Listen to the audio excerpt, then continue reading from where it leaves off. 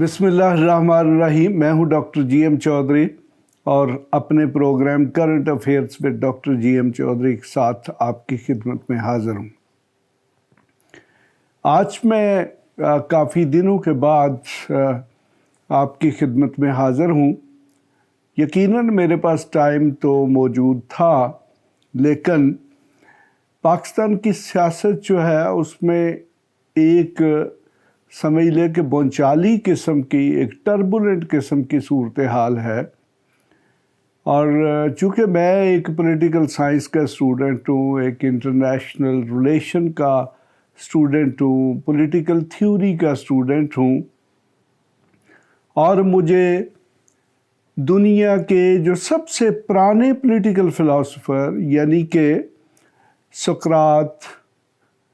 फिर उसके बाद अफलातून, अरस्तू, और उसके बाद जितने भी जो पॉलिटिकल थ्योरिस्ट या पॉलिटिकल साइंटिस्ट आए हैं, उनके नज़रियात मुझे पढ़ने का और पढ़ाने का मौका मिला है, और कुछ जगहों पर प्रैक्टिकली उन्हें अप्लाई करने का भी मौका मिला है। लेकिन ये गुज़श्ता 9 मई से लेकर आज तक की जितनी डेवलपमेंट्स हैं, ये सारी की सारी जो दुनिया की पॉलिटिकल थ्योरी है उससे बाहर वाक़या हो रही। यानी कि अगर कोई शख्स पॉलिटिकल साइंटिस्ट है तो वो यकीनन परेशान होगा कि ये जो वाक़यात हैं इनकी इंटरप्रिटेशन कैसे की जाए। तो मैं इसको एक प्योरली, मेरा कोई सियासी ना तो कोई अफिलिएशन है और ना ही मैं किसी सियासी नुक्ता नज़र से बात करूँगा। मैं तो सिर्फ़ एक पाकिस्तानी नुक्ता नज़र से बात करता हूँ, और या फिर मैं एक स्टैंडर्ड जो पॉलिटिकल थॉट है उसके नुक्ता नज़र से बात करता हूँ। तो उसी के नुक्ता नज़र से मैं ये बात कर रहा हूँ कि पाकिस्तानी एक ऐसी कौम है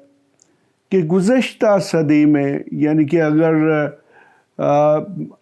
सब कॉन्टिनेंट के नुक्ता नज़र से देखा जाए तो फिर सर सैयद अहमद ख़ान पहले शख्स थे जिन्होंने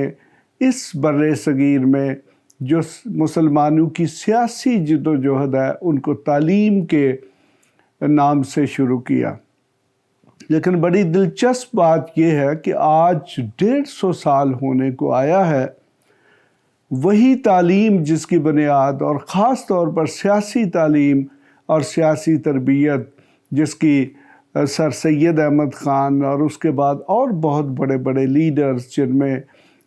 जनाब अल्लामा मोहम्मद इकबाल और फिर फाइनली जो कायदे आज़म मोहम्मद अली जिन्नाह थे, उन्होंने की, आज वो सारी की सारी तालीम, वो नज़रियात जो हैं वो बेकार नज़र आते हैं। पाकिस्तानी और ख़ास तौर पर बर्रे सगीर की हम वो सब लोग, यानी कि हमारे जो वालदैन या फोर फादर, यानी कि जो दादा परदादा थे, जिन्होंने बर्रे सगीर में एक मुसलमान रियासत का ख्वाब देखा था जहाँ पर वो इस्लाम के मुताबिक, इस्लाम का जो सोशल वेलफेयर का सिस्टम है उसके मुताबिक ज़िंदगी गुजार सके,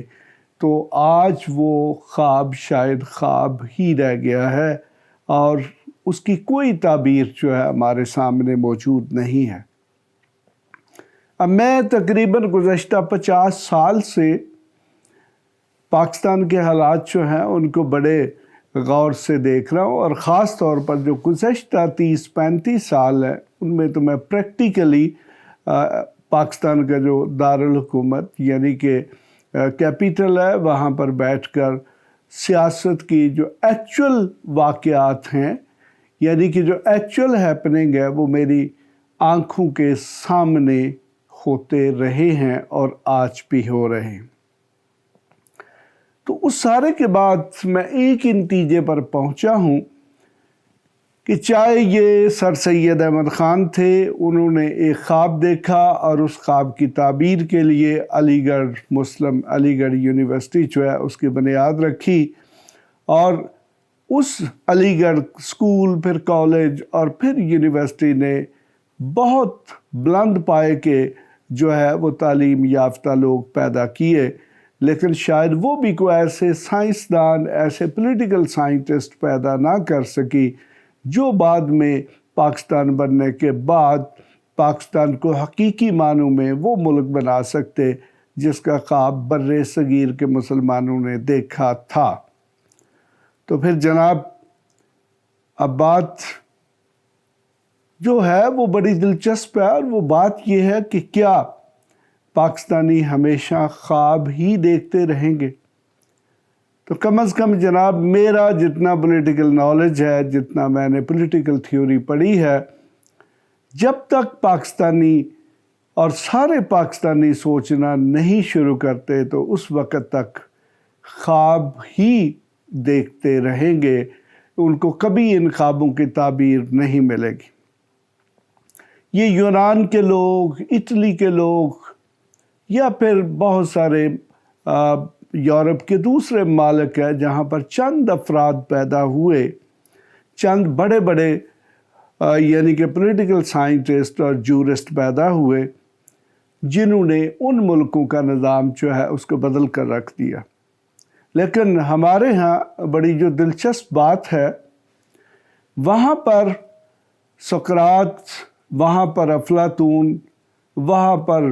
ارسطو، یا اور ان کے بعد میں آنے والے جو سیاسی مفکرین تھے، وہ ایک پروسیس سے گزر کر پیدا ہوئے، اور انہوں نے انتہائی خوبصورت قسم کے نظریات پیش کیے جو کہ آج تقریباً 220 یعنی کہ 2000 سال گزرنے کے باوجود وہ نظریات اپنی ریفائنڈ فارم میں موجود ہیں۔ مثلاً افلاطون جو ہے اس نے ریپبلک یعنی کہ جسٹس، انصاف کی بات کی۔ اس نے کہا جی کہ انصاف کے بغیر جو ہے وہ ریاست قائم نہیں رہ سکتی۔ ارسطو جو ہے اس نے جو ہے وہ ریپبلک یعنی کہ جمہوریت کی بات کی، حالانکہ وہ مجموعی طور پر جمہوریت کو ناپسند کرتا تھا، کیونکہ اس وقت اس کے سامنے کوئی ایسا طریقہ کار موجود نہیں تھا کہ جس میں وہ یہ ثابت کر سکتا کہ کس طرح سارے لوگ اکٹھے بیٹھ کر فیصلے کر سکتے ہیں۔ تو اسی طرح پھر جو ہمارے پاس جناب سقراط تھے، ان کے وہ چونکہ ان دونوں کے استاد تھے، ان کے نظریات بڑے بنیادی اہمیت کے حامل تھے، تو انہوں نے بھی گورننس کا جو سسٹم ہے، جو پالیٹکس ہے، اس پر اپنے نظریات دیے۔ لیکن جناب پاکستان ایک بڑی عجیب و غریب ریاست ہے کہ یہاں پر دیکھیں کہ باہر کے ملکوں میں لوگ انوویٹو تھے، لوگوں نے بہت بڑی بڑی ایجادات کی، بہت بڑے بڑے پائے کے یا اچھے قسم کے سیاسی حکومت کے متعلق یا سماجی نظریات پیش کیے، اور وہ لوگ جو ہیں وہ بڑی محنت کے ساتھ سمجھے کہ